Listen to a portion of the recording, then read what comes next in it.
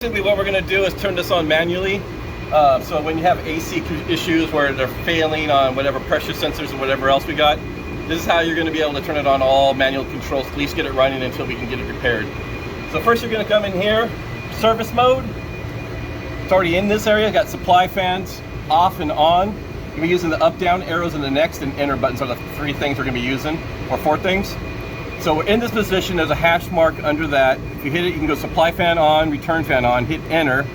It's gonna blink, you're gonna go to next, a little line underneath the VFD controls. You can set this percentage of how you want, fast you want them to run.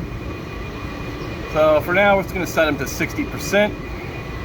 Enter, down arrow, enter, next. We'll set this one to 60%.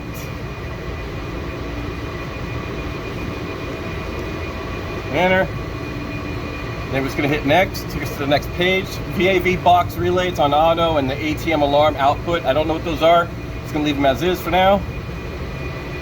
So we'll hit enter. Next. Humidification relay, we'll leave it off. Compressor, fan sub menu. Press enter to go to that. So these will turn on my condenser fan outputs. So we're just going to turn everything on over here.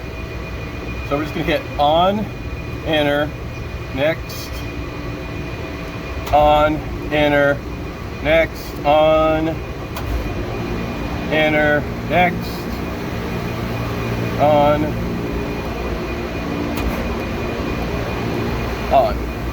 enter. Then we'll go next. These are our condensing fan circuits. I'm going to turn those on. We'll set these at 60% as well. Because why not? Enter. Oops, enter.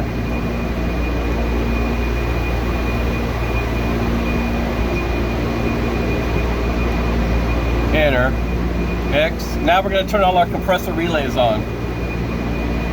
So we're going to go on, enter, next, on, enter, next, on, enter, next, on, enter, next. Now we're done. And we should be able to go back into this. They got damper controls, exhaust dampers if you want these out. We don't want to exhaust, we just want to recirculate everything, so we'll leave these set to where they're at. And you can set status cooling and on and off. We might be able to actually turn this on, maybe just through here, but I'm not 100% sure. We just want to get this up and running for now. We can play with this a little bit later.